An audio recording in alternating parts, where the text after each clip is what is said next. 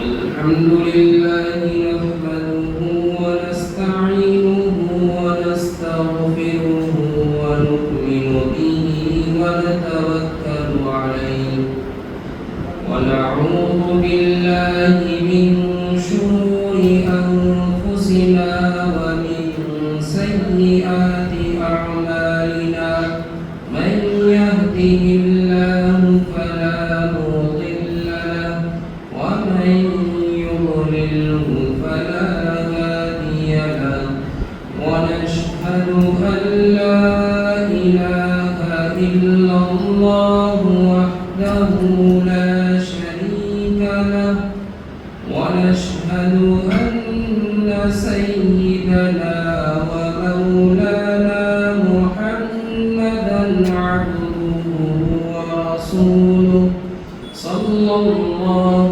تعالى عليه وعلى آله وصحبه وبارك وسلم تسليما كثيرا كثيرا أما بعد فأعوذ بالله من الشيطان الرجيم بسم الله الرحمن الرحيم ومن يرغب عن ملة إبراهيم إلا من سفه نفسه ولقد اصطفيناه في الدنيا وإنه في الآخرة لمن الصالحين إذ قال له ربه أسلم قال أسلمت لرب العالمين ووصى بها إبراهيم بنيه ويعقوب يا بني إن الله اصطفى لكم الدين فلا تموتن إلا وأنتم مسلمون أم كنتم شهداء إذ حضر يعقوب الموت إذ قال لبنيه ما تعبدون من بعدي قالوا نعبد إلهك وإله آبائك إبراهيم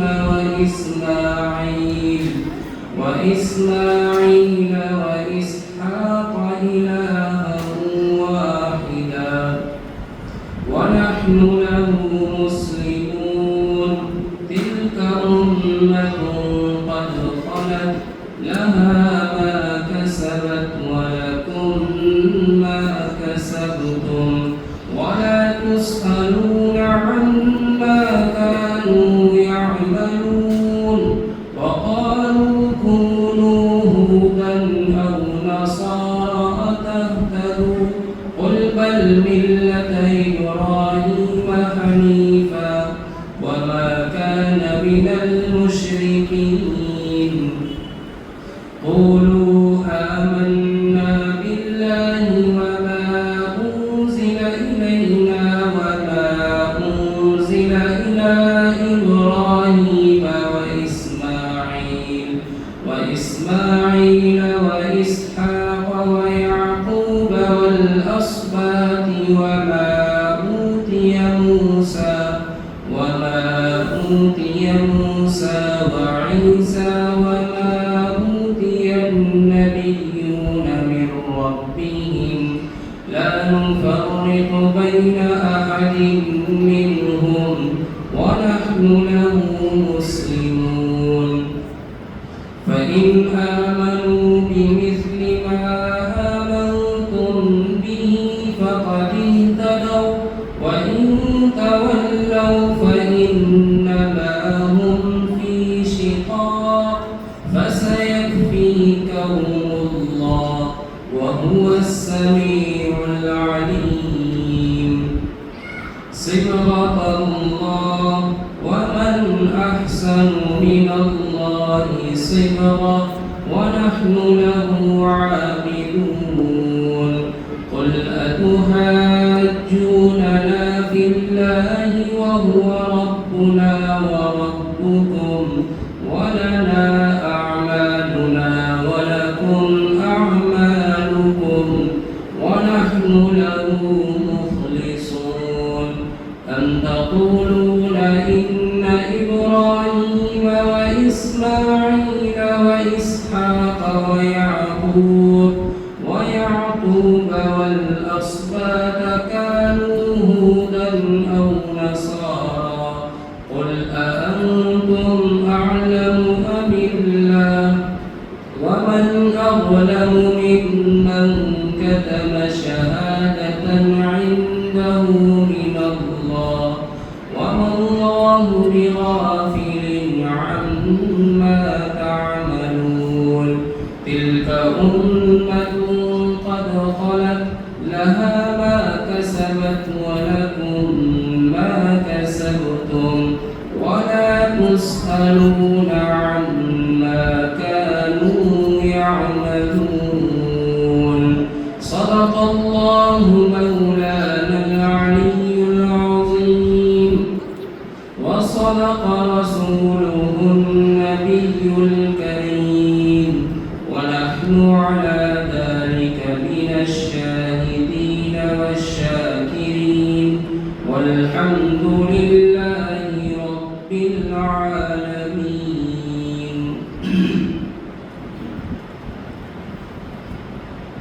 میں اللہ رب العالمین کی پناہ مانگتا ہوں شیطان مردود کے شر سے شروع کرتا ہوں اللہ تبارک و تعالی کے بابرکت نام سے جو بہت زیادہ مہربان اور بہت زیادہ رحم کرنے والے ہیں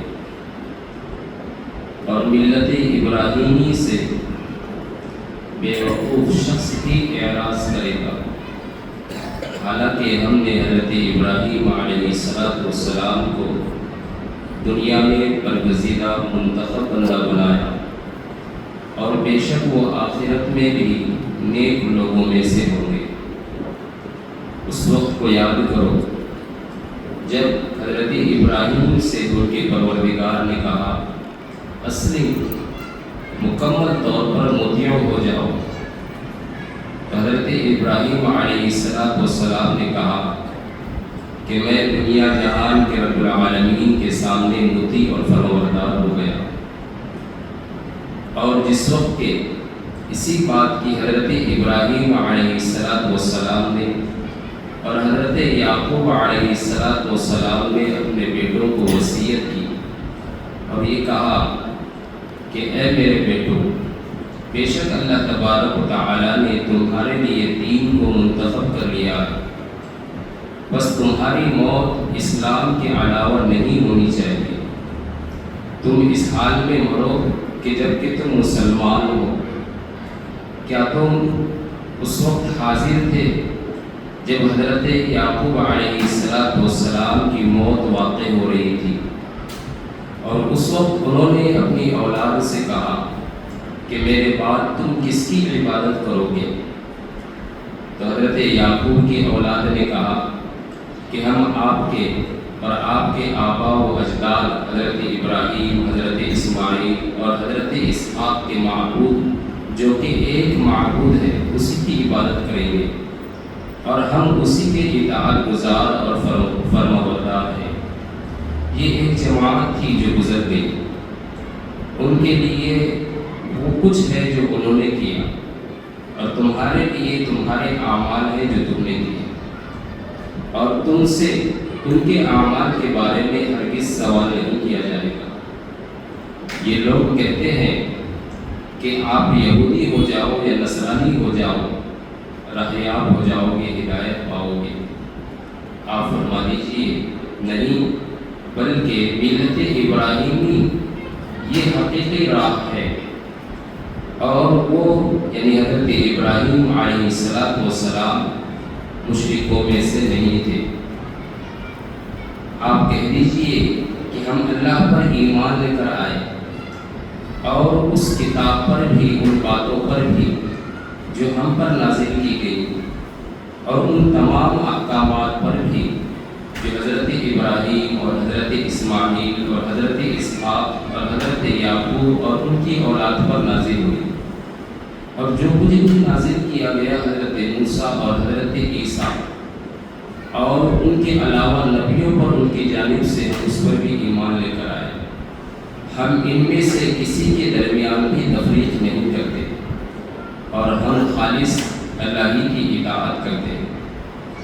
بس اگر یہ لوگ جیسے تم ایمان لائے ہو اسی طریقے سے ایمان لے کر آئے تو یقیناً یہ لوگ راہیاب ہو گئے، اور اگر تم نے پیٹھ پھیر لی، رخ موڑ لیا، تو بے شک یہ لوگ سخت اختلاف میں ہیں۔ عنقریب اللہ ان کے لیے کافی ہوگا، اور وہ خوب سننے والا اور جاننے والا ہے۔ صبغۃ اللہ کے رنگ میں رنگ جاؤ۔ اللہ کے رنگ سے بہترین کون سا رنگ ہو سکتا ہے، اور ہم خاص اسی کی عبادت کرنے والے ہیں۔ آپ کہہ دیجئے، کیا تم ہم سے اللہ کے سلسلے میں لڑائی کرتے ہو، جھگڑا کرتے ہو، حالانکہ وہ ہمارا اور تمہارا پروردگار ہے؟ ہمارے لیے ہمارے اعمال ہیں اور تمہارے لیے تمہارے اعمال ہیں، اور ہم خالص اسی کے ہیں۔ کیا تم لوگ یہ کہتے ہو کہ حضرت ابراہیم اور حضرت اسماعیل اور حضرت اسحاق اور یعقوب علیہ السلام اور ان کی اولاد یہودی تھے یا نصرانی تھے؟ آپ کہہ دیجئے، کیا تم زیادہ جانتے ہو یا اللہ زیادہ جانتے ہیں؟ اور اس شخص سے بڑا ظالم کون ہوگا جو اللہ کی گواہی کو جھٹلائے، چھپائے؟ اور اللہ تبارک و تعالیٰ تمہارے اعمال سے غافل نہیں ہے۔ یہ بھی ایک جماعت تھی جو گزر گئی، ان کے لیے وہی ہے جو کچھ انہوں نے کمایا، اور تمہارے لیے بھی وہی ہے جو کچھ تم نے کمایا، اور تم سے اس جماعت یعنی پچھلے گزرے ہوئے لوگوں کے بارے میں سوال نہیں کیا جائے گا۔ تقریباً 2 ہفتے کے بعد آج پہلے پارے کی آخری آیات جو تقریباً 2 صفحات پر مشتمل ہے، 130 نمبر آیت سے 141 نمبر آیت تک یہ پہلے پارے کی آخری آیات ہے اور آخری رکوع ہے۔ اس سے پہلے کی آیتوں کے اندر حضرت ابراہیم علیہ السلام کے ذریعے سے تعمیر خانہ کعبہ، اس کی تاریخ پر روشنی ڈالی گئی۔ پھر خانہ کعبہ کی تعمیر کے بعد دعائے ابراہیم، حضرت ابراہیم علیہ السلام نے جو دعائیں مانگی تھی ان دعاؤں کا خلاصہ کیا گیا تھا۔ ان تمام باتوں کو پیش کرنے کے بعد ان آخری آیات کے اندر 11 آیتوں میں صرف ایک دعوت پیش کی گئی، اس لیے اتنی لمبی تلاوت کی گئی۔ تمام قوموں کو بالاتفاق مخاطب کیا گیا کہ معبودان باطلہ کا جھگڑا چھوڑو اور ٹھیک ٹھیک طریقے سے اللہ کی توحید پر آ جاؤ۔ اور اس کے لیے مثالیں دی گئی، اس کے لیے جو ہے پہلے کے انبیاء علیہ السلام کے نام لے کر ان کے طریقہ کار کو سمجھایا ہے۔ اس لیے آج کی آیتوں کا جو خاص مضمون ہے وہ ہے توحید۔ اسلام اور ایمان 2 چیزیں ہیں۔ میں کچھ آپ کو خاص نقطے بتا رہا ہوں، وہ ذہن میں رکھیں تو ان آیات کو سمجھنا آسان ہوگا۔ ایمان اور اسلام 2 چیزیں۔ اسی طریقے سے توحید، پھر توحید کی 2 قسمیں ہیں، ایک ہے توحید اعتقادی اور دوسرا ہے توحید عملی۔ توحید بالعمل، توحید بالاعتقاد۔ پھر تیسری جو اہم بات ہے کہ دین، اسلام کس چیز کا نام ہے؟ ایمان، اسلام، دین، جتنی بھی باتیں ہم استعمال کرتے ہیں الفاظ، وہ کس چیز کا نام ہے؟ ان کی حقیقت کیا ہے؟ سب سے پہلی بات، دین اور اسلام، اس کی حقیقت کیا ہے؟ دین اور اسلام کی اصل حقیقت جو ہے، اگر میں بالکل شارٹ کٹ میں مختصر مفید جسے کہتے ہیں اگر بیان کروں تو اتنے جملے کے اندر بات ہے کیا کہ دین کی اور اسلام کی حقیقت تسلیم اور رضا ہے۔ دین اور اسلام کی حقیقت کیا ہے؟ تسلیم۔ تسلیم کسے کہتے ہیں؟ اپنے آپ کو جھکا دینا، مطیع اور فرمانبردار بنانا۔ سر تسلیم خم ہے جو مزاج یار میں آئے، شعر کا مصرع ہے کہ جو دوست کا مزاج ہوتا ہے تو دوست اس کے مزاج پر جان چھڑکتا ہے کہ اس کو یہ پسند ہے، چلو وہ کرتے ہیں، اس کو کہتے ہیں تسلیم۔ سر تسلیم خم ہے جو مزاج یار میں آئے۔ تسلیم و رضا یہ دین کی حقیقت ہے۔ کیا ہے تسلیم و رضا؟ تسلیم و رضا یہ ہے کہ اللہ تبارک و تعالی نے جو احکامات جن مواقع پر جیسے دیے ہیں ان کو ویسے ہی ادا کرنا، جس طریقے کا جو حکم دیا گیا ہے اس کو یوں ہی جن کا تو مان لینا۔ اس کی مثال سمجھنے کے لیے آسانی سے،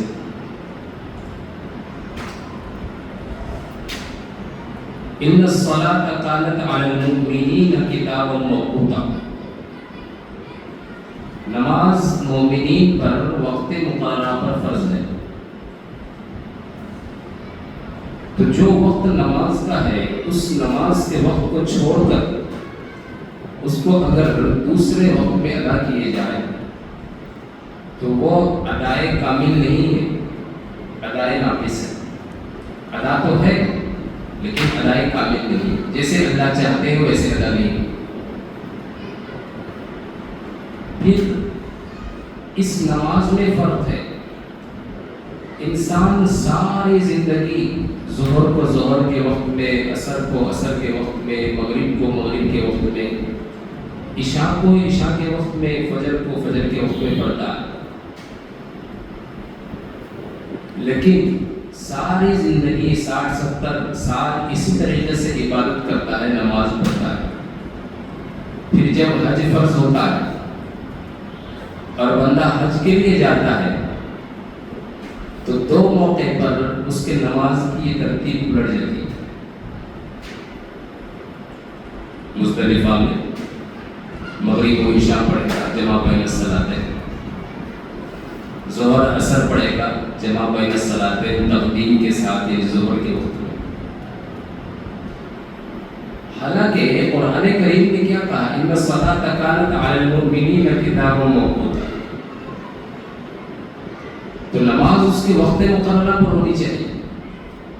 اور حج کے ایام میں خاص ان دنوں کے اندر نماز کی ترتیب بدل گئی کہ مغرب عشاء کو عشاء کے وقت میں پڑھے مزدلفہ میں، اور ظہر عصر کو ظہر کے وقت میں ادا کرے۔ دو نمازیں ایک ساتھ پڑھنی ہے۔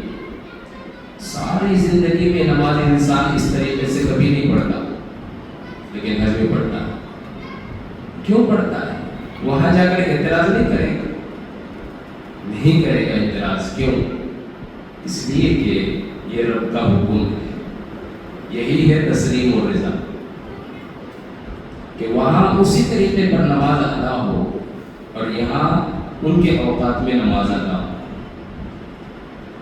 اسی کو کہتے ہیں۔ اسی طریقے سے دوسری مثال، اللہ تبارک و تعالی نے ہم جو قربانی پیش کرتے ہیں عید الاضحیٰ کے موقع پر، اس کا پس منظر سب کو معلوم ہے، لیکن جس طریقے سے میں بتاؤں گا اس طریقے سے کبھی سوچا ہے کہ آپ دیکھیں؟ قرآن کریم میں ایک آیت کریمہ ہے،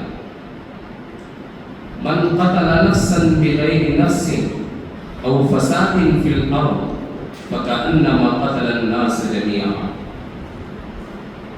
کہ جو شخص کسی انسان کو بغیر کسی عذر کے، بغیر کسی وجہ کے قتل کرتا ہے یا زمین میں فساد مچاتا ہے، فتنہ برپا کرتا ہے، تو اللہ تبارک و تعالیٰ فرما رہے ہیں کہ کسی انسان کو بغیر قتل کے، قصاص کے قتل کر دینا، کسی وجہ سے بھی کوئی عذر نہیں اس کے پاس، یوں ہی چلتے چلتے قتل کر دیا، گویا کہ ایسا ہے کہ اس نے ساری انسانیت کو قتل کر دیا، سارے انسان کا خاتمہ کر دیا اس نے۔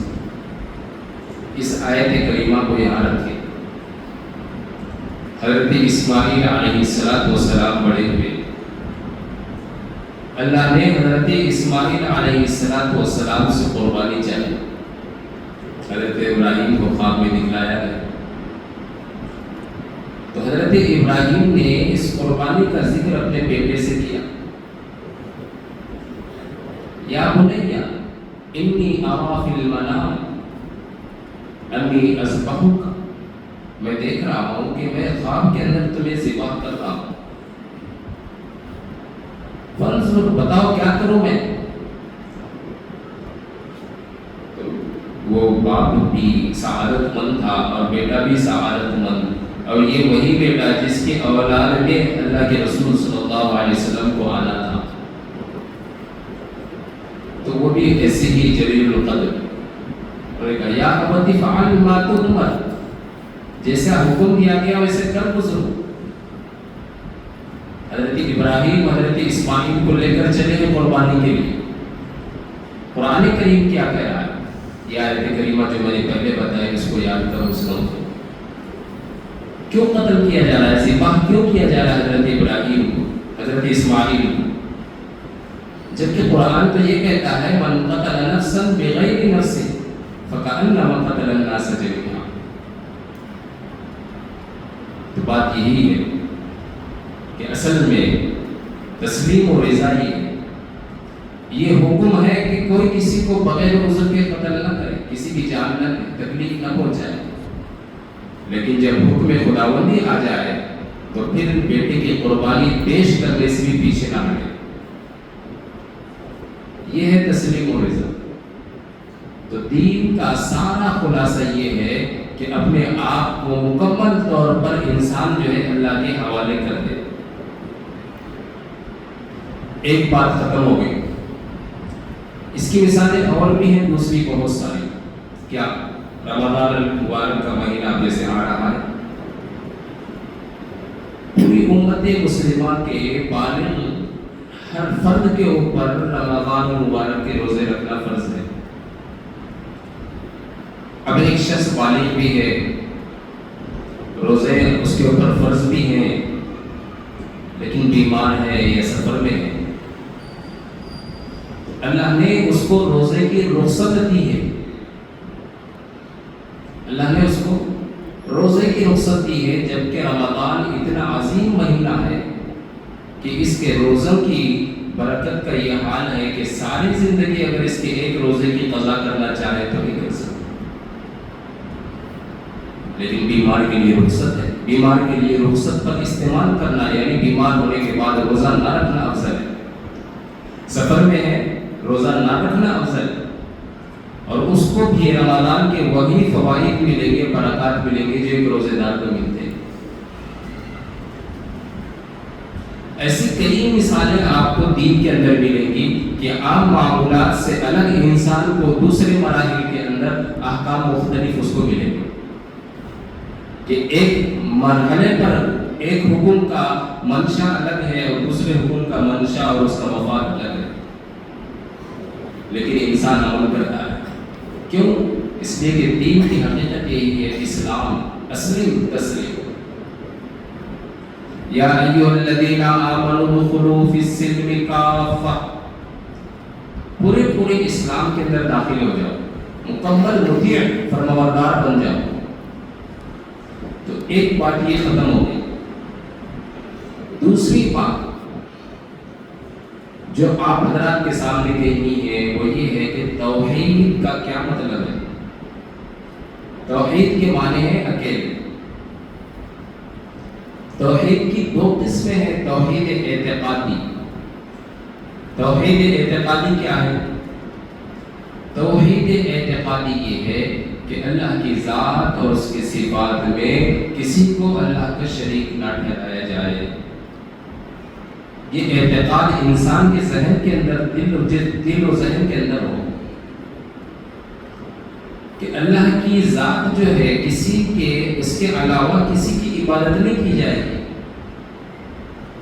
اور عبادت میں کسی کو شریک نہیں ٹھہرایا جائے گا۔ اللہ کی صفات میں کسی کو شریک نہیں ٹھہرایا جائے گا۔ اللہ رازق ہے تو یہ نہیں کہ اللہ کے ذریعے سے اللہ بھی روزی دے رہے، کوئی اور بھی روزی دے رہا۔ یہ کہ اللہ رازق ہے، خالق ہے، لیکن رزق کا اللہ نے کسی اور کو معبود بنا رکھا ہے، کسی اور کو اس کا جو ہے اجازت دے رکھی ہے کہ تم ہماری طرف سے رزق پہنچاتے ہو۔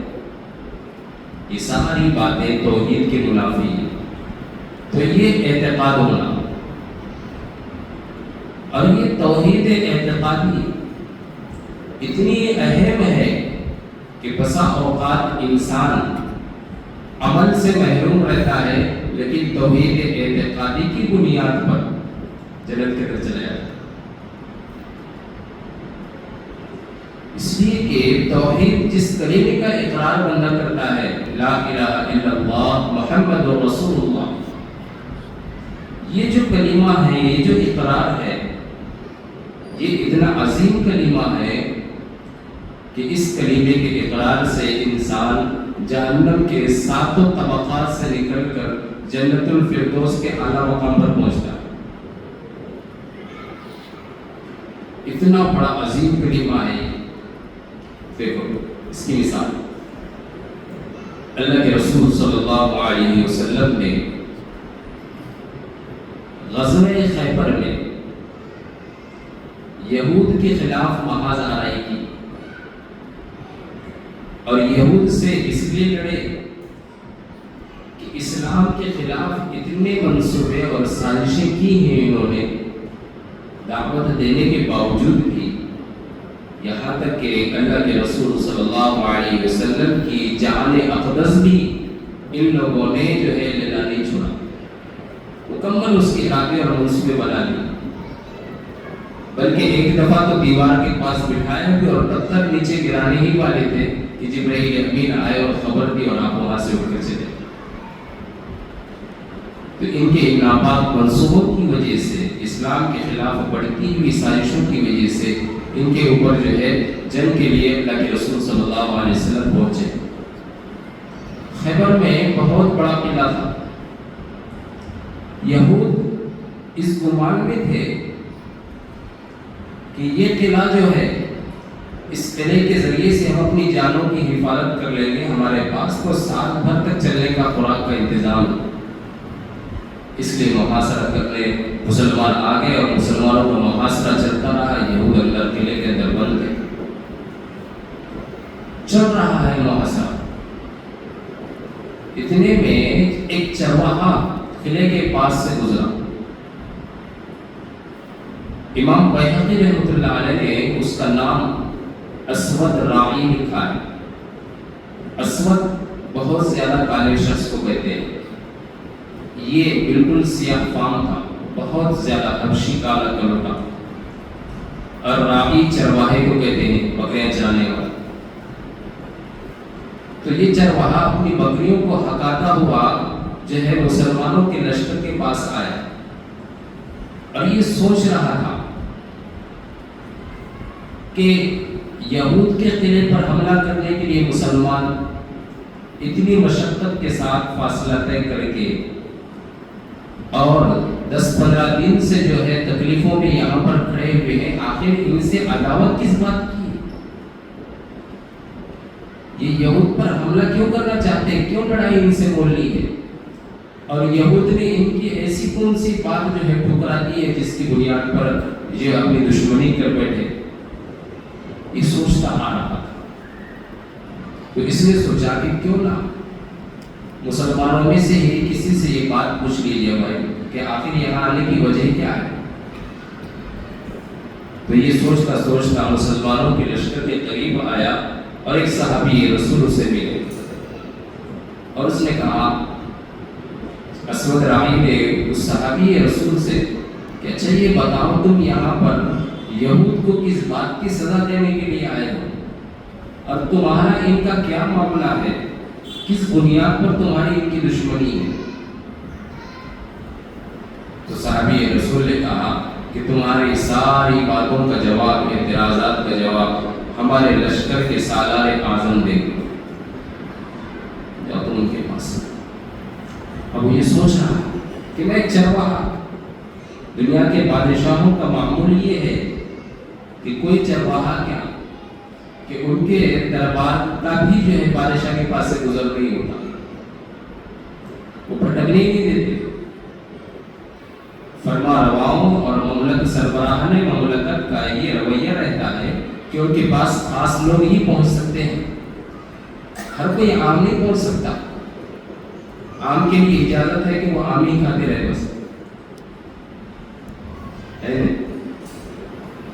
خاص تو جو ہے وہی لوگ پہنچ سکتے ہیں۔ تو یہ سوچ رہا ہے کہ میں ایک میلہ کا چیلا، میرے جسم سے بدبو آ رہی ہے اور میرے رنگ بھی کوئی جو ہے اتنا سیاہ کالا ہے کہ کوئی مجھے دیکھ لے تو نفرت کرے، میں کیسے ان کے سالار اعظم کے پاس جاؤں گا؟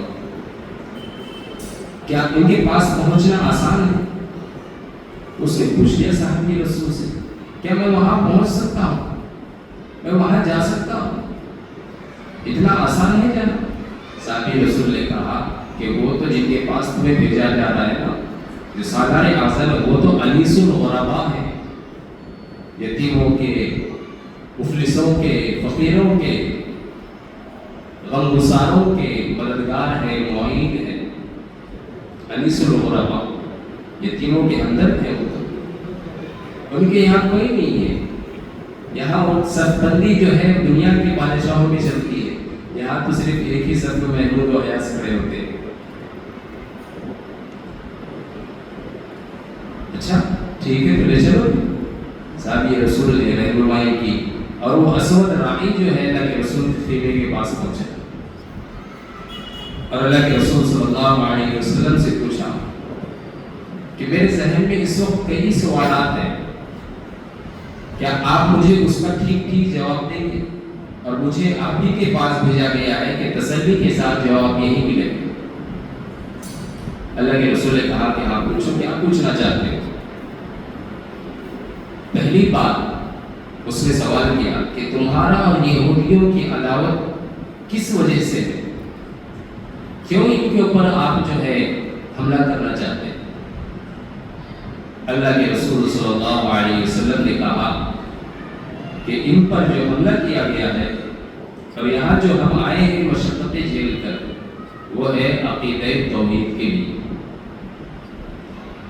اس عقیدہ توحید کی بارہا ان کو دعوت دی گئی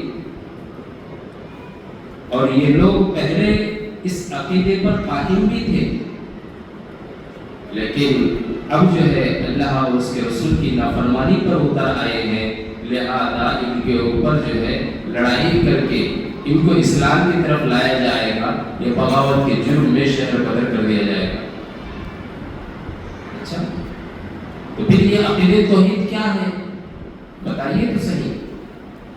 اللہ کے رسول نے فرمایا عقیدہ توحید یہ ہے، ساری تفصیلات بتائی کہ اللہ کی ذات کو ایک ماننا، اس کی ذات و صفات میں کسی کو شریک نہیں ٹھہرانا، یہ انسان کا ایمان رہے، یہ اس کا اعتقاد رہے۔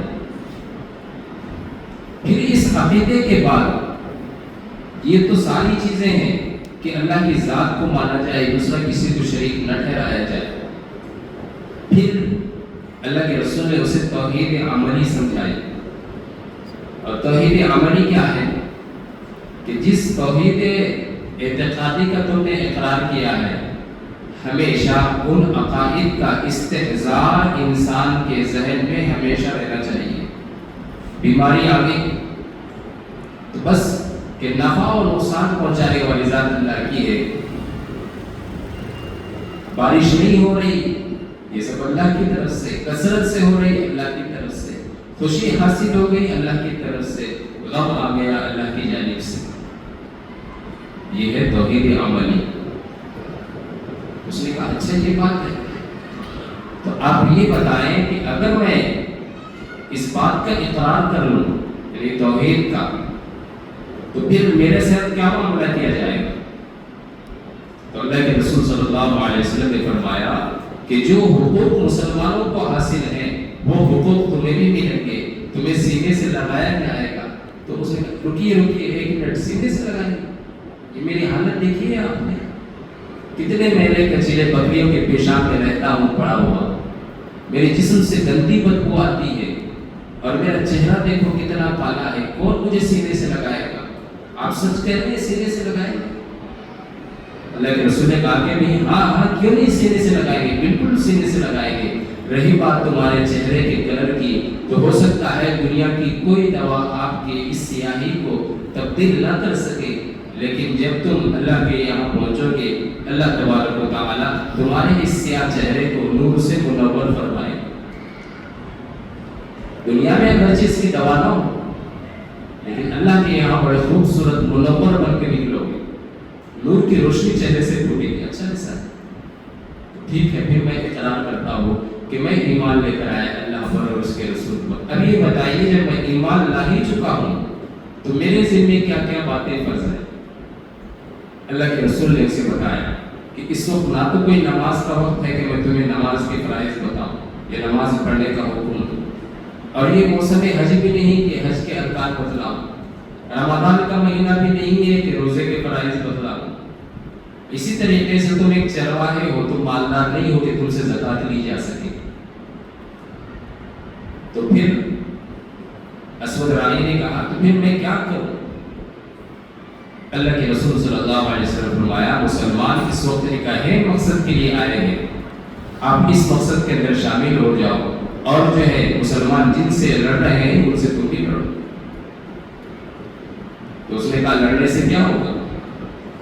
کہا اللہ کے رسول صلی اللہ علیہ وسلم نے فرمایا کہ اگر اس میں شہید ہو جاؤ گے تو سیدھے جنت میں جاؤ گے، سیدھے جنت میں جاؤ گے، اور وہاں تمہارا چہرہ منور ہوگا، لوگ تم سے لپٹیں گے، وہ جنتی ملاقات کریں گے۔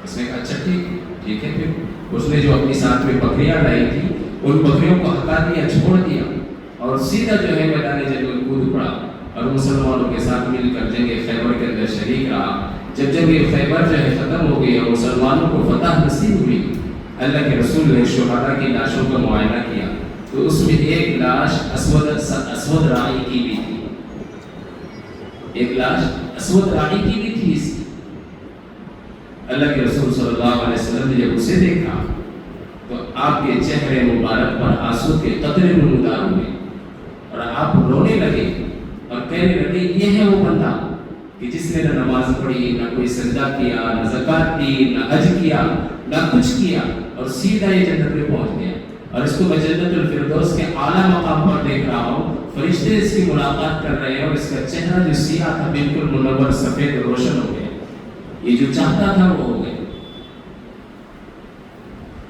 یہ ہے توحید کی اہمیت، اور توحید اعتقادی یہ ہے۔ یہ امام بہقی رحمۃ اللہ علیہ نے یہ روایت ذکر کی۔ تو اسود رائی یہ وہ شخص ہے کوئی عمل نہیں کیا اسلام لانے کے بعد۔ تو میں یہ کہنا چاہ رہا تھا کہ توحید کے اقرار کے بعد بندہ جہنم کے ساتوں طبقات سے نکل کر جنت کے اعلیٰ مقام پر پہنچتا ہے۔ اتنی اہمیت اور فضیلت ہے اس کی، لیکن آج کیا ہو رہا ہے؟ آج مسلمانوں کو، مومنوں کو اس عقیدے توحید کی اہمیت نہیں رہی، اور اسی وجہ سے شاید الہاد اور اس کے ارتداد اور ایمان سے پھرنے کی جو خبریں گردشیں کر رہی ہیں، یہ اسی بنیاد پر کر رہی ہے کہ ایمان والے عقیدے توحید کی اہمیت کو سمجھتے ہی۔ جہاں اہل ایمان کی ذمہ داری ہے کہ عقیدے توحید کے اوپر اپنا خود کا کس انداز پر عمل ہے وہ دیکھے، تو وہیں پر امت مسلمہ کے علماء اکرام کی بھی ذمہ داری ہے کہ اس عقیدہ توحید کو سمجھائیں۔ میرے شیخ حضرت مولانا ابوالقاسم نعمانی دامت برکاتہم، جو اس وقت دارالعلوم کے شیخ الحدیث بھی اور محتوی بھی ہیں، وہ کہتے ہیں کہ علماء کو ہر نئے آنے والے فتنے کی بو سونگ لینا چاہیے پہلے سے، تاکہ جب وہ فتنہ آئے تو پھر اس فتنے کا علاج صحیح وقت پر ہو جائے۔ ہم آم خریدتے تو خوشبو سن کر خریدتے کہ مٹھاس ہے یا کھٹاس ہے اس کے اندر۔ تو علماء کو جو ہے نا ہر آنے والے فتنے کی بو سونگ لینا چاہیے، اور اس فتنے کے آنے سے پہلے اس فتنے کا تدارک پہلے سے ہی تیار ہونی چاہیے، بیماری آنے سے پہلے ہی دوا تیار ہونی چاہیے۔ ایک غم امت کا ہے کہ امت اس طرف اس چیز کی اہمیت کو نہیں سمجھ رہی، اور دوسرا غم یہ ہے کہ امت مسلمہ کے جو علماء ہیں وہ اس طور پر کام نہیں کر رہے ہیں کہ امت کا صحیح علاج وقت پر ہو سکے۔ دونوں باتیں، میری بات اگرچہ کڑوی ہے لیکن ہو سکتا ہے کسی کے دل کے اندر اتر جائے اور وہ اس کام کے لیے تیار ہو جائے۔ تو اس عقیدہ توحید کے اندر کمی کی بنیاد پر لاکھوں مسلمان بھائی اور بہنیں ہمارے ارتداد کی لہر اور اس کی لپٹ میں آ چکے ہیں، اور اس کے اسباب میں سے سب سے بڑا سبب ہے وہ ہے عقائد کے اوپر ہمارا کلام نہ کرنا، اس کی گفتگو نہ کرنا۔ عقائد ہم صرف جو ہے نا اعمال کی اوپر توجہ دیتے۔ بچہ ہمارا نماز پڑھ رہا ہے لیکن اس کو کبھی نہیں پوچھا کہ عقیدہ توحید کیا ہے۔ 10 سال سے نماز پڑھ رہا ہے لیکن نماز جس کے لیے پڑھ رہا ہے اس کا مفہوم کیا جانتا ہے؟ وہ ذات کون ہے؟ وہاں تک پہنچتے ہی نہیں، اور اس سے پہلے ہی جو ہے ارتداد کے اندر آ جاتا ہے۔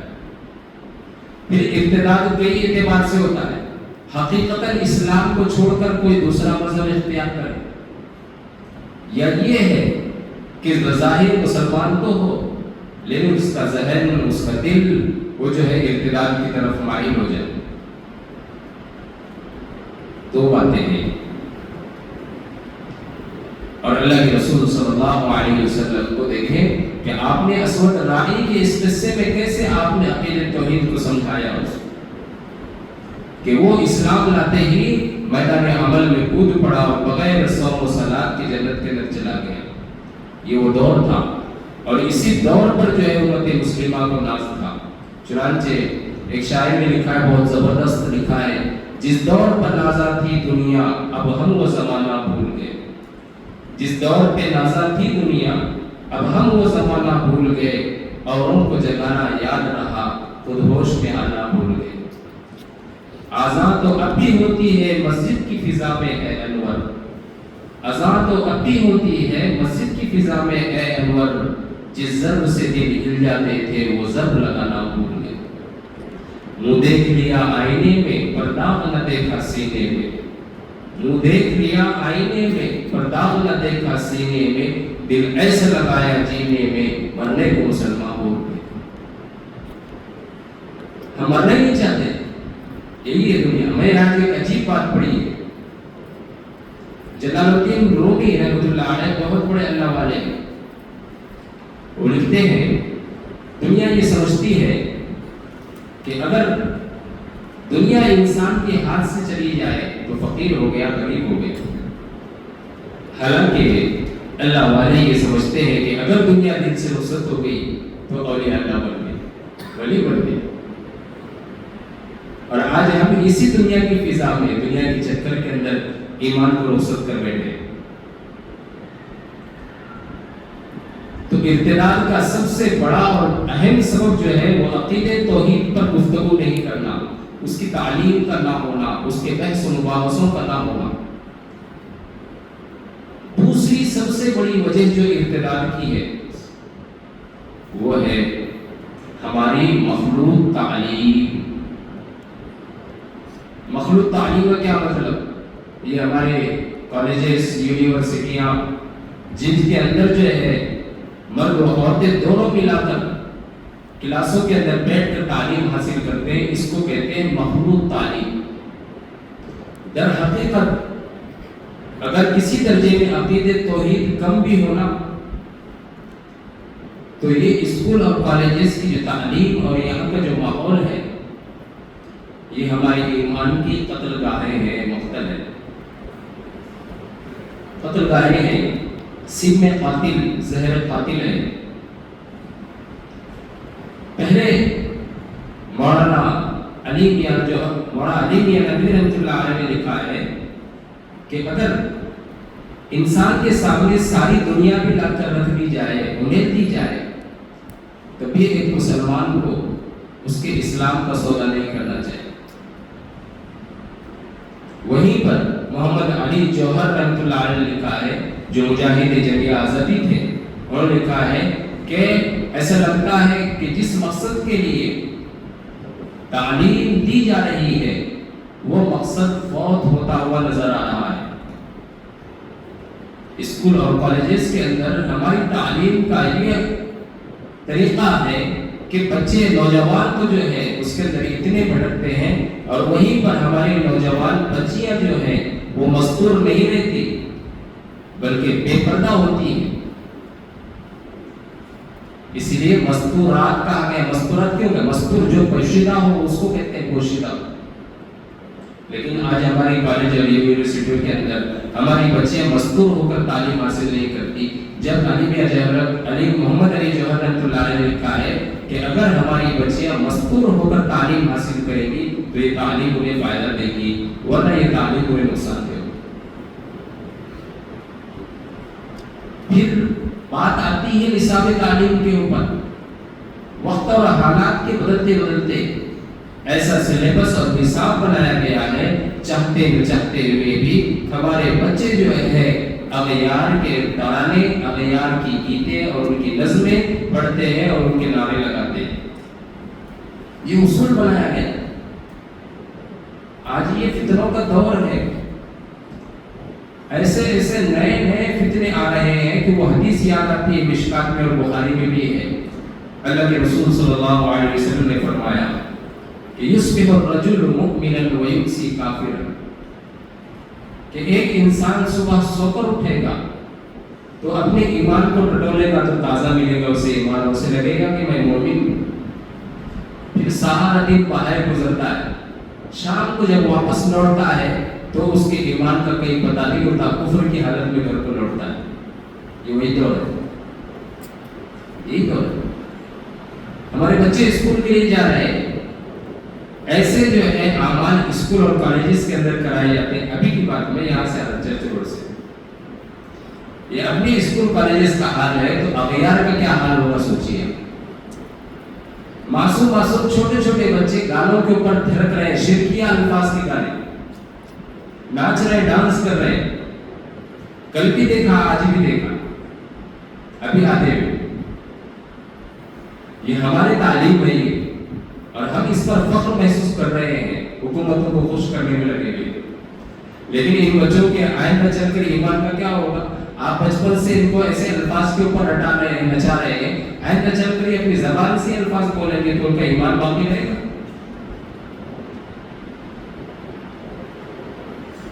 یہ چیزیں، حالانکہ پڑھانے والے بھی مومن، پڑھانے والے بھی مسلمان اور پڑھنے والے بھی مسلمان، تو یہ تربیت گاہیں ہیں ہماری۔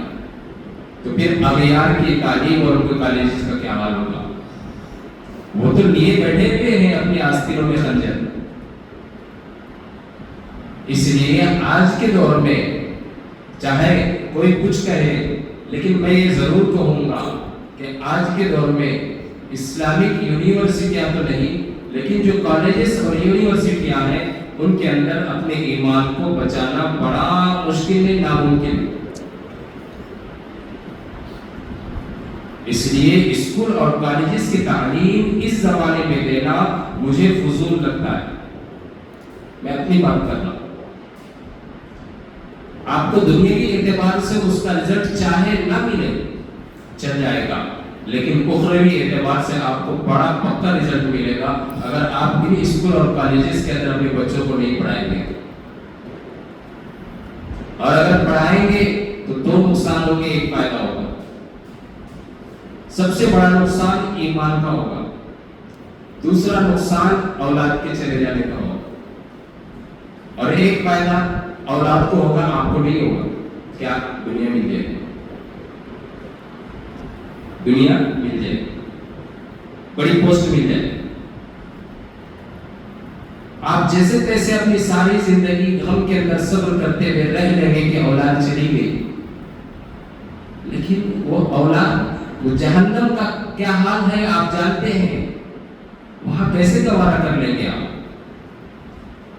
اور وہاں جانے سے پہلے کیا آپ اس کو یوں ہی جانے دیں گے یا آپ کو یوں ہی چھوڑ دیا جائے گا؟ پہلے تو سوال آپ کی تربیت پر کیا جائے گا. انسان کا اس کی تربیت سے متعلق، اس کے اولاد کے متعلق ماں باپ سے کیا جائے گا. وہاں کیا جواب دیں گے؟ وہاں کیا ہوگا حشر میں؟ یہ فکر جو ہے ہمارے اندر پیدا ہونی چاہیے. ان آیت کریمہ کے اندر یہی سبق دیا گیا. خاص طور سے حضرت ابراہیم اور حضرت یعقوب کا ایک واقعہ بیان کیا گیا. انہوں نے اپنی اولاد کو وصیت کی، ما تعبدون من بعدی. اچھا میں رخصت ہو رہا ہوں اس دنیا سے، تم سب آؤ، وصیت کرتا ہوں. انسان دنیا میں جب مرنے لگتا ہے جائیداد کی، پراپرٹی کی، کاروبار کی وصیت کرتا ہے. لیکن یہ انبیاء علیہ السلام جلیل القدر تھے. ان کی نگاہیں جو ہے بڑی جو ہے بالغ تھی. انہوں نے اپنی اولاد کو جائیداد کی وصیت نہیں کی، بلکہ کیا وصیت کی؟ ما تعبدون من بعدی. آج ہمارے سامنے مومن ہو، آئندہ چل کر مومن رہو گے، اس بات کی کیا گارنٹی؟ آج حلف لو، وصیت کرو. میرے سامنے میں وصیت کر رہا ہوں کہ میرے سامنے اقرار کرو کہ میرے بعد بھی اللہ اور اس کے رسول کی جس طریقے سے عبادت کی جاتی ہے اللہ کی، کہ آج رسولوں کے سامنے یہ اقرار کرو کہ ہم اللہ کی عبادت اسی طریقے سے کریں گے جیسے آپ نے بتایا. آج دنیا کے اندر کون ہے جو اپنی اولاد کو ایمان کی وصیت کرتا ہے؟ کوئی نماز کی وصیت نہیں کرتی. جب وہی نماز پڑھنے کے لیے کبھی بولتے نہیں اولاد کو، تو ایمان کی نصیحت کیا کرے؟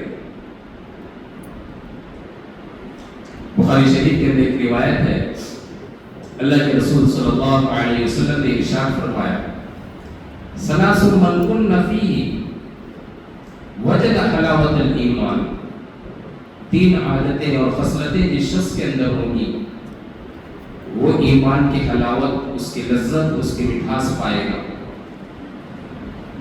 پہلی خصلت اور صفت کیا ہے؟ ان یکون اللہ ورسولہ احب الیہ مما سواہما. کہ اللہ اور اس کے رسول سے وہ ایسی محبت کرے، اس جیسی محبت کسی دوسرے کے لیے نہ کرے. دیکھو یہ شرک سے بچنا ہے. جیسے اللہ کو چاہتا ہے ایسے کسی کو نہ چاہے.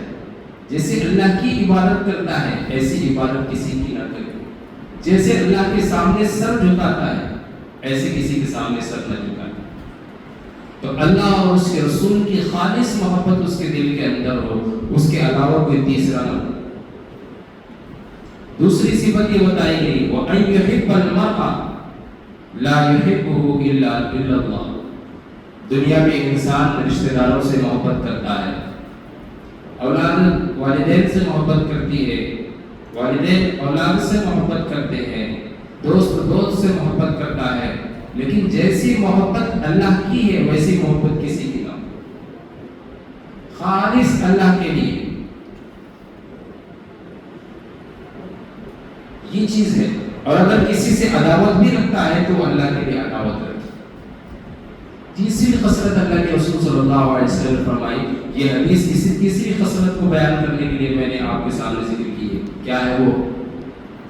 وَأَن يَكْرَهَ أَن يَعُودَ فِي الْكُفْرِ بعد إذ أنقذه الله منه كما أن يكره أن يلقى في النار.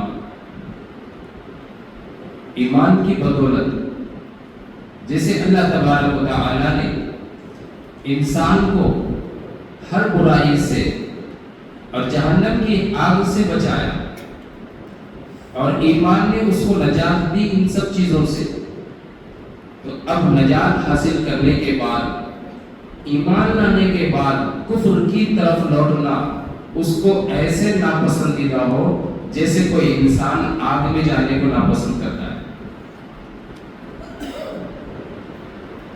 آج اس بات کی اہمیت کہاں ہے؟ والدین کو پرواہ نہیں کہ بچے اور بچیاں کیا کر رہے ہیں، کس کفرستان کے اندر پڑھ رہے ہیں، ان کے ایمان کی آخرت کی فکر ہی نہیں ہے۔ بچوں کو جہنم کی آگ میں ڈھکیل رہے ہیں، بس چاہتے یہ ہے کہ اعلیٰ پوسٹ اس کو مل جائے، اعلیٰ تعلیم اور ایجوکیشن اس کو حاصل ہو جائے، چاہے وہ اس کے لیے جو چاہے کرنا پڑے، جس طریقے سے چاہے وہ حاصل کرے، چاہے اسٹیجوں پر ناچ کر حاصل کرے، چاہے اسلام سے خارج ہو کر حاصل کرے، چاہے اللہ اور اس کے رسول کی عداوت کا ہاتھ تھامنا پڑے۔ تیسری چیز جو ہے اسباب ارتداد میں سے، ارتداد کا جو سبب ہے وہ یہ ہے ضروریات دین کا انکار اور ان کو ناپسند کرنا۔ 90% مسلمان، 10% مسلمان تو دین اسلام کے اوپر راضی ہیں، لیکن 90% اسلام والے مسلمان جو ہیں وہ اگرچہ بظاہر ہو مسلمان، لیکن ان کا ذہن و دماغ اسلام اور اسلامی شریعت اور اس کے احکام پر معترض بن کر اٹھتا ہے، اعتراض کرتے ہیں۔ اعتراض کہ یہ حکم جو دیا گیا ہے کیوں دیا، کیا ضرورت تھی اللہ کو حکم دینے کی، ایسا نہیں ہونا چاہیے، یہ ہونا چاہیے۔ دین اور دین اسلام کی ضروریات اور شریعت کے اوپر اعتراض کرنا، یعنی ان کو ہلکا سمجھنا، یہ بھی اسلام سے پھرنے کا ایک سبب ہے۔ ایک عجیب بات، حضرت مولانا علامہ انور شاہ کشمیری نور اللہ مرقدہ بہت زبردست عالم میں باعمل تھے۔ انہوں نے مقدمہ بہاولپور مشہور ہے ان کا، مرزا غلام احمد قادیانی کے ساتھ کورٹ کے اندر انہوں نے بحث و مباحثہ کیا تھا اس کے وکیل سے۔ مقدمہ کیا تھا؟ ایک عورت کے نکاح کا فسخ کرانا تھا۔ ایک عورت مسلمان تھی، اس کا شوہر بھی مسلمان تھا، لیکن کچھ دن کے بعد قادیانی ہو گئے۔ تو اب بیوی نے کہا کہ شوہر تو قادیانیت کو قبول کرنے کی وجہ سے اسلام سے خارج ہو گیا، لہذا میرا تمہارا نکاح نہیں رہ سکتا، باقی نکاح فسخ کرانا ہے۔ مقدمہ ڈال دیا عدالت کے اندر، مقدمہ چلتا رہا، اعلیٰ عدالت میں پہنچا، اور جب اعلیٰ عدالت میں پہنچا، جب اس کا فیصلہ ہونے والا تھا، تو مسلمانوں کو فکر لاحق ہو رہی ہے کہ بھئی اس کے لیے کوئی بڑا عالم دین ہونا چاہیے جو اسلام کی صحیح بات سمجھا سکے۔ تو انہوں نے علامہ انور شاہ کشمیری رحمۃ اللہ علیہ کو خط لکھا کہ حضرت ایسی بات ہے، اور اس وقت حضرت زندگی کے آخری مراحل میں تھے، اپنے اتنی شدید بیماری لاحق تھی ان کو، خونی بواسیر تھا، ان کو سفر ہی نہیں کر سکتا تھا، اور دیوبند سے بہاولپور 725 کلومیٹر ہے۔ آج کی طرح ایئر کنڈیشن سہولیات نہیں کی سفر کی، لیکن ویسی بیماری کے اندر، لاغری کے اندر بھی انہوں نے اتنے دور کا سفر کیا اور عدالت کے اندر پیش ہوئے۔ اب اس سے پہلے کئی مراحل آئے، پریشانی آئی، قادیانوں نے یہ حملہ کیا، علامہ انور شاہ کشمیری آ رہے، تو انہوں نے کہا کہ بھئی مقدمے کا فیصلہ اور مقدمے کی بحث جو ہوگی وہ عربی زبان میں ہوگی۔ وہ جانتے تھے کہ ہندوستان کے مسلمان جو ہے عربی زبان میں بہت کمزور اور بلکہ بہت نیچے درجے میں گفتگو کرتے۔ ایک دن حضرت عصر کے بعد بیٹھے مسجد میں وضو بنا رہے تھے تو شور ہوا، پوچھا کیا بات ہے؟ کہ حضرت یہ جب سے آئے ہیں یہ نعرہ لگا رہے ہیں اور ان کی یہ خواہش ہے کہ مقدمے کی پیروی عربی زبان میں ہو۔ تو علامہ انور شاہ کشمیری رحمۃ اللہ علیہ نے کہا عربی زبان میں ہی ہوگی، اور ان سے یہ کہو گے اشعار کی زبان میں ہوگی۔ عربی میں اشعار پیش کیے جائیں۔ اب جب یہ بات پہنچی تھی تو سامنے والے ہکا بکا ہے کہ یہ ہم سے آگے نہیں کرتے۔ خیر کسی طریقے سے حضرت مقدمے میں پہنچے عدالت میں۔ 15 دن تک 5 گھنٹے روزانہ مسلسل آپ دین اسلام کے متعلق دلائل دیتے اور یہی کہتے کہ اس وجہ سے مرزا غلام احمد قادیانی کافر ہے۔ جب آخر میں مقدمے کا فیصلہ ہونے سے پہلے چند دن پہلے جو ہے آپ کی طبیعت زیادہ خراب ہو گئی تو چارپائی کے لیٹے آپ عدالت کے اندر پہنچے اور اسلام کے لیے آپ نے دلائل دی۔ پھر تاریخیں بڑھتی رہی، حضرت بہت کمزوری لاحق ہو گئی۔ تو اس وقت جو جج تھا، مسلمان جج تھا، اس کا نام شیخ اکبر لکھا، اور قادیانی کو جو جج تھا اس کا نام تھا جلال الدین شمشی۔ تو شیخ اکبر نے کہا کہ اچھا حضرت یہ بتائیں ان کا جو نکاح فسخ ہوگا قادیانیوں سے کس بنیاد پر ہوگا؟ تو حضرت نے کہا کہ قادیانی اسلام سے خارج ہے۔ تو جج نے کہا کس بنیاد پر خارج ہے؟ کہ کہا کہ 5 باتیں ہیں دعوی نبوت کے بعد۔ مرزا غلام احمد قادیانی نے سب سے پہلی جو غلطی کی 5 باتیں وہ ہے دعوی نبوت کا دعویٰ کیا۔ دوسرا انکار نبوت کا انکار کیا، اور تیسرا انکار شریعت کا انکار کیا۔ چوتھا انکار ضروریات دین کی ضروریات کا انکار کیا، اور چوتھا سباب الانبیاء انبیاء کو گالیاں دی۔ یہ 5 وجوہات ہیں جن کی بنیاد پر مرزا غلام احمد قادیانی کو کافر کہا جا رہا ہے، اور اسی وجہ سے جب وہ کافر ہے تو ایک مسلمان بی کا نکاح کسی کافر سے نہیں ہو سکتا۔ تو جج نے یہ بات نوٹ کر لی اور حضرت واپس دیوبند آ گئے۔ تو آپ نے آتے آتے اپنے شاگردوں سے کہا کہ مقدمے کا فیصلہ اگر اسلام کے حق میں ہو جائے تو اگر میں زندہ رہا تو مجھے بتا دینا، خط لکھ دینا، اور اگر میں مر گیا تو میری قبر پر آ کر یہ خوشخبری سنا دینا۔ تو شاگرد نے پوچھا حضرت آپ اتنی دور مشقت سے چل کر آپ بیماری کی حالت میں یہاں پر آئے، اس کی کیا وجہ تھی؟ یہ تو کوئی بھی علاقے کا عالم کر لیتا تھا۔ تو حضرت نے 2 باتیں کہی۔ کیا؟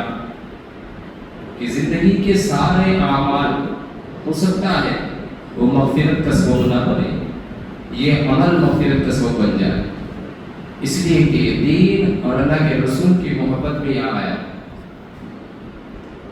اور دوسری بات کہ دوسرا کوئی اگر کر لیتا، حضرت علامہ انور شاہ کشمیری رحمۃ اللہ علیہ نے فرمایا کہ دوسرا کوئی کر لیتا اس کے انتظار میں نہیں، بلکہ میرے نزدیک اللہ کے رسول صلی اللہ علیہ وسلم کی محبت اور آپ کی نبوت کے اوپر اگر کام نہ کیا جائے تو پھر انور شاہ سے بہتر گلی کا کتا ہے۔ یہ وہ لوگ تھے جن کے پاس دین کی اہمیت تھی۔ تو میں نے بتایا علامہ انور شاہ کشمیری رحمۃ اللہ علیہ نے 5 وجوہات ذکر کی، اس میں سے ایک ضروریات دین کا انکار۔ اس کی کیا ضرورت ہے؟ اس کی کیا ضرورت ہے؟ نماز مسجد پڑھنا ہے کیا؟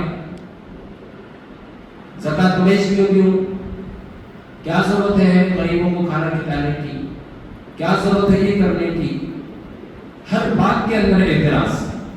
یہ ہے ضروریات دین کا انکار، اور آج 90% مسلمان اس کا شکار ہے۔ اسی وجہ سے کہ جب ایک چیز کا انکار انسان کیا تو اس کی اہمیت اور اس کی افادیت، اس کا فائدہ اس کی نظر میں ختم ہو گیا، اس کی وقت ختم ہو گئی، تو آٹومیٹک ایک چیز دوسری چیز کی طرف لے کر جاتی ہے۔ تو ایک چیز کی اہمیت ختم ہو گئی تو دوسری چیز کی بھی اہمیت ختم ہو جاتی ہے۔ آہستہ آہستہ کرتے کرتے عظمت رسول اور اللہ کی عظمت بھی ختم ہو جاتی ہے۔ یہاں سے ابتدا ہوتی ہے۔ کوئی بھی سبب، کوئی بھی فتنہ یوں ہی نہیں آتا، اس کے اسباب ہوتے ہیں، چاہے وہ فتنہ قادیانیت ہو، فتنہ شبیلیت ہو، فتنہ گوہر شاہی ہو، غامضیت ہو، اس وقت کے فتنے ہیں یہ وجہ بناوا، اور ہمارے نوجوان ان سے منسلک ہیں بہت سارے، انہیں پتہ ہی نہیں کہ کیا ضروریات دین ہے۔ اور ایک تمام فتنوں کے اندر سب سے پہلا جو کام کیا جاتا ہے، ڈائریکٹ ان کی نبوت کو نہیں بتایا جاتا، پہلے انکار کرایا جاتا ہے کہ دین میں اس کی ضرورت نہیں، اس کی ضرورت نہیں، اس کی ضرورت نہیں، نماز کی ضرورت نہیں ہے، قرآن کی ضرورت نہیں ہے، حدیث کی ضرورت نہیں ہے، رسول کی ضرورت نہیں، صحابہ کی ضرورت نہیں، انکار کرایا جاتا ہے۔ یہ چیز ہے۔ تو ان پوری آیات کا خلاصہ یہی ہے کہ انسان کو اپنی وفات کے وقت میں اپنی اولاد کو نصیحت اور وصیت کرنی چاہیے کہ میرے بعد ایمان کا دامن نہیں چھوڑنا، اللہ ہی کے احکامات پر عمل پیرا ہونا۔ یہاں پر کچھ جو دو باتیں بطور نقطے کی میں نے بیان کر دی، اس کے اندر ایک بات ہے کہ بھئی ہم اللہ تبارک و تعالیٰ کی عبادت کرتے ہیں، وقت زیادہ تو نہیں ہو رہا، ایک 10 منٹ میں انشاءاللہ پھر ختم ہو جائے گا۔ اللہ تبارک و تعالیٰ ہمارے معبود ہیں اور ہم اس کے بندے ہیں، تو تسلیم کی حیثیت بندے کے اندر کس اعتبار سے ہوتی ہے؟ بندے کے عربی میں معنی عبد کے معنی بندہ، اور اردو میں اس کے لیے 3 الفاظ آتے ہیں، نوکر، غلام اور بندہ، 3 لفظ استعمال ہوتا ہے، لیکن تینوں میں فرق ہے۔ نوکر کسے کہتے ہیں؟ نوکر جو وقت کا پابند ہوتا ہے، اس کی ڈیوٹی ہوتی ہے صبح 6 بجے سے شام کی 6 بجے، 10 بجے سے 8 بجے، 8 گھنٹے کی، 6 گھنٹے کی، اور اس کے ذمہ جو کام لگایا گیا وہی کام کرتا ہے، اس کے علاوہ کوئی کام نہیں کرتا ہوں۔ اور غلام اپنے آقا کا، اپنے حاکم کا پابند ہوتا ہے، اور اس کے ذمہ کوئی مخصوص کام نہیں ہوتا۔ آقا مالک اسے یہ کہے کہ تم چل قاضی بن کے فیصلہ کر، تو قاضی بن گئے۔ آقا اس سے یہ کہے کہ چل بھائی تو جو ہے استنجا خانہ صاف کر، تو استنجا خانہ صاف کرے۔ اور بندے کی حقیقت یہ ہے کہ جیسا آقا چاہتا ہے بندہ ویسے ہی اپنے آپ کو آقا کی اطاعت میں ڈھال لے، یہی تسلیم کے ساتھ۔ تو اللہ نے اپنی مخلوق کو، انسانوں کو بندہ کہا ہے، بندہ، غلام نوکر نہیں کہا۔ تو بندے کی صفت یہی ہے کہ تسلیم و رضا اختیار کرے، عاجزی اختیار کرے۔ اب تیسری بات، میں نے توحید کی جو بات بتائی، اس میں جو توحید اعتقادی ہے وہی ایمان ہے، جس کا تعلق دل کے ساتھ ہے، اور جو اعمال ہیں، فرائض ہیں، احکام ہیں، ان کا تعلق ہے اسلام سے۔ اسی لیے قرآن کریم میں یا ایھا الذین آمنوا ادخلوا فی السلم کافہ کہا گیا، اے ایمان والو اسلام میں پورے داخل ہو جاؤ۔ تو ایمان کا مطلب وہی اعتقاد ہے، اور اسلام کا مطلب پورے اعمال جیسے اللہ چاہتے ہیں ویسے بن کے دکھاؤ، کہ بندہ اللہ کی مرضی کے موافق بن جائے، اللہ جیسے چاہتے ہیں ویسے ہو جائے۔ اور حضرت یعقوب اور حضرت ابراہیم اور ان کی اولاد ساری کی ساری نے ان آیت کریمہ کے اندر اپنی اولادوں کو یہی نصیحت کی۔ دیکھیے آیت کریمہ،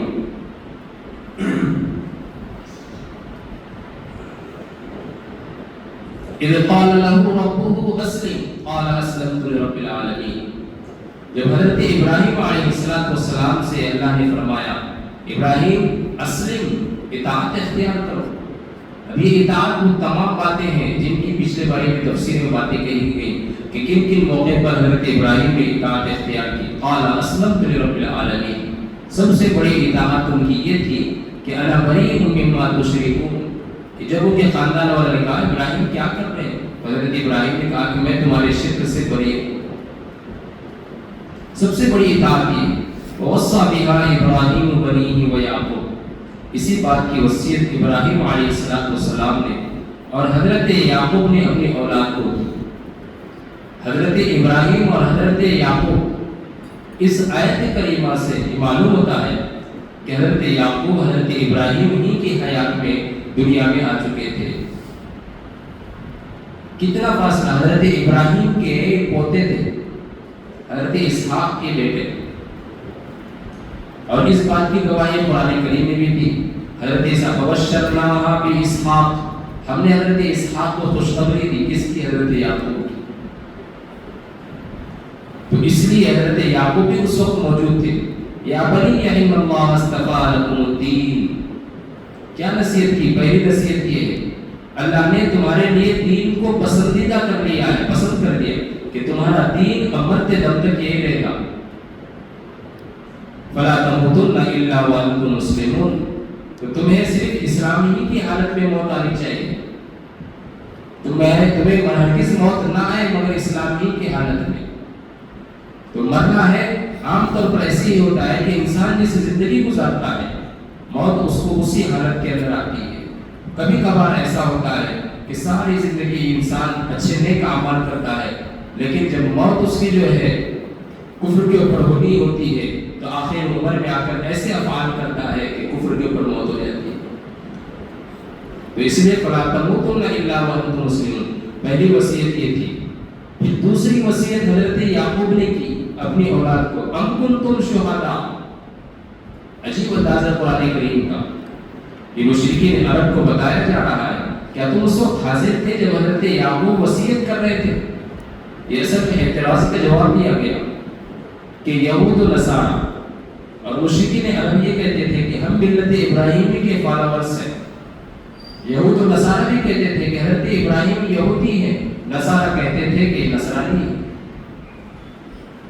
تو اللہ نے تمام کو یہ جواب دیا کہ تم نے کیسے پہچان لیا کہ حضرت ابراہیم یہودی تھے، نصرانی تھے، یا مشرکین جیسے کہہ رہے ہیں ہم ملت ابراہیمی کے پیروکار تھے؟ اچھا بتاؤ پھر یعقوب علیہ السلام نے کیا وصیت کی تھی اپنے بیٹوں کو؟ بتاؤ، یہودی ہونے کی نصیحت کی تھی، نصرانی ہونے کی تھی، یا کچھ اور ہونے کی تھی؟ قرآن کریم نے سوال قائم کیا، ام کنتم شہداء، کیا تم اس وقت حاضر تھے جب حضرت یعقوب کے پاس موت آ کر کھڑی ہو گئی، یعنی اب ان کی روح قبض ہونے والی تھی؟ اذ قال لبنیہ ما تعبدون من بعدی، کہ تم میرے بعد کس کی عبادت کرو گے؟ قالوا نعبد الہک و الہ آبائک ابراہیم، تو اولاد نے حضرت یعقوب کے 12 بیٹے تھے، اور 12 بیٹے، اسی کے لیے آگے اسباط کا لفظ آ رہا ہے۔ اولاد 12 بیٹے تھے، اور 12 کے 12 جو ہے نبی بنے، اسی سے بنی اسرائیل کے 12 قبیلے ہوئے تھے چل کر۔ تو حضرت یعقوب علیہ السلام نے جو ہے نصیحت کی، تو اولاد نے کہا کہ ہم آپ کے معبود کی اور حضرت ابراہیم اور حضرت اسحاق اور حضرت اسماعیل کے معبود کی عبادت کریں گے، یعنی ایک اللہ کی عبادت کریں گے، وَنَحْنُ لَهُ مُسْلِمُونَ، اور ہم مکمل طور پر اسی کی اطاعت گزار ہوں گے۔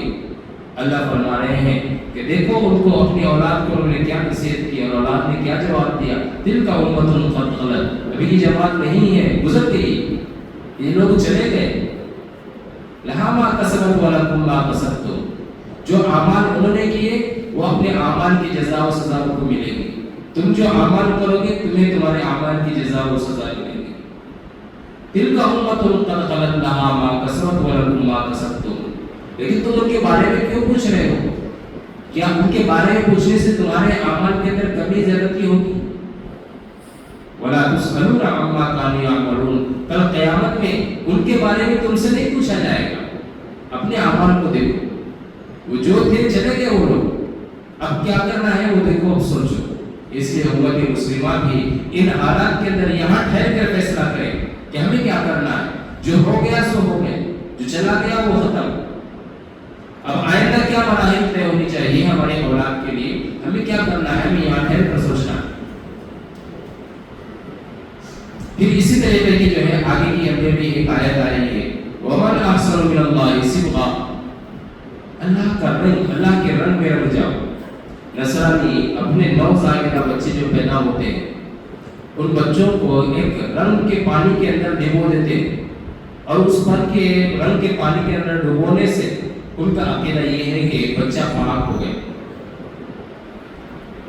اس پانی کو معمودی کہتے ہیں، کہ معبود کے اندر اس کو ڈبو دیا جاتا تھا، ختنہ وغیرہ یہ لوگ کرتے نہیں تھے۔ تو اللہ نے فرمایا یہ کیا رنگ ہے؟ تو نصرانی نے اعتراض کیا کہ رسول کے پاس آتا، مسلمان بچہ پیدا کرتا ہے تو بچے کو پانی کے اندر ڈبوتا نہیں، اس رنگ کے پانی میں ڈبونے سے یہ اللہ کا ہو جاتا ہے، اللہ کا رنگ ہے۔ تو اللہ نے وہاں جواب دیا صبغۃ اللہ، سارے رنگ اللہ کے ہیں، فطرت اللہ ہے، اللہ کی فطرت ہے، ومن احسن من اللہ صبغہ، لیکن سب سے بہترین رنگ کون سا ہے؟ علماء نے یہاں پر بحث کی ہے، رنگ سے مراد کیا ہے؟ رنگ سے مراد دین و شریعت ہے، سب سے بہترین رنگ اللہ کا دین اور اس کی شریعت ہے، اس پر کاربن ہو جائے، یہ اللہ کو پسند ہے، رنگوں سے کچھ نہیں ہوتا۔ وَهُوَ رَبُّنَا قُلْ أَتُحَاجُّونَنَا فِي اللَّهِ، پھر آخر میں آ کر بات سمجھائی گئی، اللہ کے بارے میں گفتگو کرتے ہو، بحث کرتے ہو اس کی توحید کے سلسلے میں، حالانکہ رب بھی تمہارا اللہ ہے، ہمارا بھی رب اللہ ہے۔ میں اس سے پہلے یہ گفتگو کر چکا ہوں تفسیر کے اندر کہ مشرکین عرب اگرچہ کہ شرک کرتے تھے لیکن اپنا خالق اللہ ہی کو مانتے تھے، تو اللہ ہی کو خالق مانتے تھے، لیکن اللہ کے ساتھ اللہ کی صفات کے اندر انہوں نے دوسروں کو شریک ٹھہرا لیا کہ فلاں دیوتا پانی برساتا ہے، فلاں دیوتا جو ہے رزق دیتا ہے، فلاں دیوتا جو ہے شفا دیتا ہے۔ اس طریقے سے انہوں نے معبود تقسیم کر لیے تھے۔ تو یہ معبود تقسیم کر رہے ہیں اور پھر جو ہے اللہ کی وحدانیت کے اوپر سوال بھی کھڑے کر رہے ہیں۔ تم نہیں جانتے اللہ ایک ہے؟ افغیر دین اللہ یبغون، اس دین کے علاوہ کوئی دوسرا دین تلاش کر رہے ہو، حالانکہ وَلَهُ مَن فِي السَّمَاوَاتِ وَالْأَرْضِ طَوْعًا وَكَرْهًا، آسمان و زمین کی ساری چیزیں اللہ ہی کی تسبیح بیان کرتی ہیں، اس کی اطاعت کرتی ہیں، تو تمہیں ماننے میں کیا مسئلہ ہے؟ ام تقولون ان ابراہیم، پھر وہی اعتراض جو اس سے پہلے کیا گیا تھا کہ حضرت ابراہیم یہودی یا نصارہ تھے، تو اللہ نے سمجھایا اور ان کو جواب دیا کہ حضرت یعقوب علیہ السلام کی اولاد یہ بنی اسرائیل کہلاتی ہے۔ بنی اسرائیل جو ہے وہ نصرانیوں کے پیغمبر حضرت عیسیٰ کو نہیں مانتے تھے، اور نصرانی جو ہے وہ حضرت اسماعیل کو نہیں مانتے تھے۔ اسی طریقے سے جو مشرکین عرب تھے وہ موسیٰ اور عیسیٰ کو نہیں مانتے تھے، تو ہر ایک کا اپنا اپنا الگ نظریہ تھا۔ اللہ نے سب کو یہاں پر جواب دیا، کیا تم اللہ ہو؟ تمہیں معلوم ہے عالم الغیب والشہادہ کہ کون کیسا تھا؟ قل اانتم اعلم ام اللہ، آپ کہہ دیجیے تم جانتے ہو یہ زیادہ یا اللہ جانتے ہیں۔ ومن اظلم ممن کتم شہادۃ عنده من اللہ، اللہ نے ساری گواہی حضرت یعقوب کے اولاد سے، حضرت ابراہیم کے اولاد سے دلوائی، اب یہ اللہ کی جانب سے گواہ بن گئے اور یہ گواہی ہو گئی، شہادت ہو گئی، کیا اس کا انکار کرو گے؟ تو اس سے بڑا اللہ کی گواہی کو جھٹلانے والا، اس سے بڑا ظالم کون ہو سکتا ہے؟ تلک امۃ قد خلت، یہ بھی ایک جماعت ہے جو انکار کرنے والی ہے، ان کے لیے ان کے اعمال، ان کے لیے ان کے اعمال، کسی کے اعمال کے بارے میں کوئی سوال نہیں کرے گا۔ اللہ تزر وازرۃ وزر اخرى، کوئی انسان کسی کا بوجھ نہیں اٹھائے گا، وَلَيْسَ لِلْإِنسَانِ إِلَّا مَا سَعَىٰ، اور انسان نے جو کچھ بھی کیا ہے وہی اس کو بھگتے گا، دوسرے کا کوئی نہیں بھگتے گا۔ اس پر جو ہے توحید کی آیات پر پہلے پارے کو ختم کیا گیا، اللہ کے فضل و کرم سے پہلا پارہ آیت مکمل ہوا، اور جو ہے زندگی باقی رہی تو پھر انشاءاللہ آگے بھی ختم کریں گے، اور 2 ہفتوں سے رخصت بھی ہو گئی تھی، اس لیے تھوڑا سا وقت زیادہ بھی لے لیا۔ پہلے ایک ہفتے میں شب برات تھی، آپ کے یہاں کچھ پروگرام تھا، اس وقت بھی تفسیر کو ترک کرنا پڑا، چھوڑنا پڑا۔ پھر جو ہے پچھلے ہفتے میں آپ کے ایک بہت ہی پیارے ساتھی، سنجیدہ ساتھی اور مخلص ساتھی کا انتقال ہو گیا تھا۔ سروے اعلان بھی کرایا کہ تفسیر ہوگی، لیکن پھر بعد میں کینسل کرنا پڑا۔ بڑے سنجیدہ ساتھی تھے، اللہ نے اپنے پاس بلا لیا۔ کام کرنے والے کام کر کے چلے جاتے ہیں، لیکن ان کے کام دنیا کے اندر رہ جاتے ہیں اور لوگ یاد کرتے رہتے ہیں، ان کے لیے بھی ہمیں دعا کرنا ہے۔ اسی طریقے سے میرا اپنا صاحبزادہ بچہ بھی 1 سال کا ہے، 2 دن سے وہ بھی دواخانے میں ایڈمٹ ہے، اس کو کچھ انفیکشن وغیرہ ہو گیا ہے، کھانسی زکام بخار کا، تو میں بھی وہیں صبح سے شام تک تھا، لیکن چونکہ 2 ہفتے غیر حاضری ہو گئی تھی اس لیے آنا ضروری سمجھا، اس لیے آ گیا۔ اس کے لیے بھی دعا کریں کہ اللہ اس کو بھی شفا کاملہ عاجلہ عطا فرمائے، اور اسی طریقے سے مولانا فاروق صاحب، ان کی بھی طبیعت خراب ہے، اور بھی اس کے علاوہ بہت سارے لوگ ہیں جن کو ہم جانتے بھی نہیں، اور اس کو جانتے ہیں نام سے واقف نہیں، تو سب کے لیے دعا کریں۔ تیسرا اعلان یہ کرنا ہے کہ آئندہ ہفتہ جو ہے وہ رمضان المبارک میں آئے گا آئندہ اتوار، تو رمضان المبارک میں بھی تفسیر ہوگی، لیکن ظہر کی نماز کے بعد ہوگی فوراً انشاءاللہ تعالیٰ۔ پچھلے سال جو معمول تھا اسی معمول پر ہوگی، لیکن پچھلے سال دن تبدیل تھا، ایک دن ہوتی تھی، اس سال اتوار ہی کے دن ہوگی اور اتوار کے دن ظہر کے بعد ہوگی۔ رمضان المبارک میں یہ معمول رہے گا انشاءاللہ تعالیٰ۔ دعا کریں۔ الحمدللہ رب العالمین، یا رب صلی وسلم دائما ابدا علی حبیبک خیر الخلق کلہم، اللہم لک الحمد کلہ ولک الشکر کلہ، اللہم اعنا علی ذکرک وشکرک وحسن عبادتک، ربنا آتنا فی الدنیا حسنہ وفی الآخرۃ حسنۃ وقنا عذاب النار، اللہم انک عفو کریم تحب العفو فاعف عنا یا کریم، اللهم إنا نسألك الهدى والتقى والعفاف والغنى والفوز بالجنة والنجاة من النار، اللهم إنا نسألك رضاك والجنة ونعوذ بك من سخطك وغضبك ومن النار، اللهم لا أحصي ثناء عليك أنت كما أثنيت على نفسك، يا رب لك الحمد كما ينبغي لجلال وجهك وعظيم سلطانك، يا أرحم الراحمين، یا حی یا قیوم برحمتک نستغیث، اصلح لنا شأننا کلہ ولا تکلنا الی طرفۃ عین۔ اے اللہ ہمارے گناہوں کو معاف فرما، خطاؤں سے درگزر فرما، سیئات کو حسنات سے مبدل فرما۔ اے اللہ دن کے اجالے میں، رات کے اندھیرے میں، جانے انجانے میں جو بھی گناہ سرزد ہوئے مولا اپنے فضل و کرم سے معاف فرما۔ اے اللہ ہمارے ان گناہوں کو بھی معاف فرما جن میں ہم فی الحال ملوث ہیں، مولا کریم ہمارے ان گناہوں کو بھی معاف فرما جنہیں ہم کر کے بھول گئے، مولا کریم ان گناہوں کو بھی معاف فرما کہ جن گناہوں کی نحوست کی وجہ سے آپ نے ہم پر ظالم حکمران مسلط کیے، مولا کریم ہر طرح کے گناہوں کو معاف فرما، رحم کا، کرم کا، عافیت کا، درگزر کا معاملہ فرما، امت مسلمہ کے پریشان حالوں کی پریشانیوں کو دور فرما۔ اے اللہ امت مسلمہ کے مظلومین کی مدد فرما، قدم قدم پر ان کی نصرت فرما، خاص طور سے فلسطین کے معصوم مسلمانوں کی مدد فرما۔ اے اللہ معصوم بچوں کی حفاظت فرما، معصوم بہنوں کی، ماؤں کی، بیٹیوں کی حفاظت فرما۔ اے اللہ معصوم نوجوانوں کی حفاظت فرما۔ اے اللہ فلسطین کے مظلوم مسلمانوں کی مدد فرما۔ اے اللہ تائید غیبی عطا فرما، اے مولا کریم نصرت غیبی ان کے ساتھ شامل حال فرما۔ اے اللہ مسجد اقصیٰ کی حفاظت کرنے والوں کی حفاظت فرما۔ اے اللہ ان کے رزق کے انتظامات غیب سے فرما، ان کے رہنے کے انتظامات بھی فرما۔ اے اللہ تمام امت مسلمہ کو ان کی طرف متوجہ فرما۔ اے اللہ امت مسلمہ کے دلوں میں مولا کریم ان کے تئیں ہمدردی پیدا فرما۔ اے مولا کریم وہ فلسطین کے مسلمانوں کو کامیابی و کامرانی عطا فرما، اپنے مقصد میں فوز و فلاح عطا فرما۔ مولا کریم ماہ مبارک آ رہا ہے، ایسے موقع پر امت مسلمہ کا یہ طبقہ فلسطین کے مسلمان مسجد اقصیٰ کی بازیابی کے لیے اپنی جان کی، مال کی، بچوں کی بازی لگا رہے ہیں، قربانیاں دے رہے ہیں۔ مولا کریم اس ماہ مبارک میں آپ نے ایک عظیم الشان لشکر کے خلاف اے مولا کریم کمزوروں کو مدد دی تھی، بدر کے اندر مدد دی تھی، مولا کریم غزوہ خندق کے اندر جو ہے آپ نے کامیابی عطا فرمائی تھی۔ مولا رمضان المبارک کی برکت سے، اس کے ثمرات اور اس کی سعادتوں اور اس کے رحمتوں کے ذریعے سے اے مولا کریم فلسطین کے مسلمانوں کو کامیاب فرما۔ اے اللہ انہیں اپنے عزم کے اندر مستقل اور استقامت کے ساتھ رہنے والا بنا۔ اے مولا کریم ہمارے بیماروں کو شفا عطا فرما، شفائے کاملہ عاجلہ دائمہ عطا فرما۔ مولانا فاروق صاحب کو صحت و عافیت عطا فرما، شیخ نجیب احمد صاحب کو شفائے کاملہ عاجلہ دائمہ عطا فرما۔